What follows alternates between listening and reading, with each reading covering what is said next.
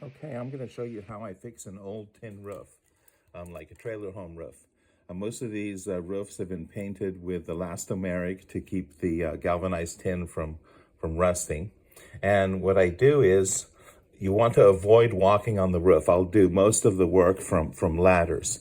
And you take one of these nozzles, you put it on a hose, and you completely wash all of the dust off the elastomeric roof.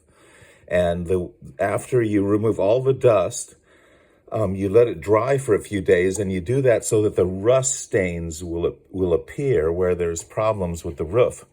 And then what I do is I take this concrete self-leveling polyurethane, and I mix it with paint thinner. And I add about 30% paint thinner to it. The self-leveling polyurethane is a liquid, but it's so thick that if you put it down with a spatula, your wrist starts to hurt after doing quite a few spots. And then the other thing that I do is I repair parts of the roof that might have holes in them. And what I do is I take a piece of galvanized steel. I buy this at a steel place. Don't use galvanized tin that they sell in the for flashing for a roof, but I buy a piece of galvanized steel and I cut a rectangular piece. Most of the pieces are about 4 by 8, and then I cut it round on the edges. And I put this polyurethane, the self-leveling polyurethane, down with no thinner in it. I just put it down.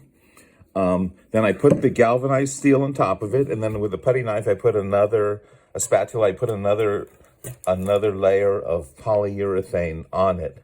And you want to cut the edges round so that it will go farther down, because typically the edges push it up because the roof isn't completely flat.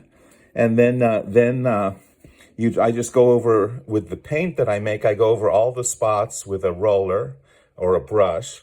I usually work with a pole with a roller, and I cover all the spots where the rust stains are. And this way you have fixed all the holes and you've sealed all the spots that are rusted to prevent further decay.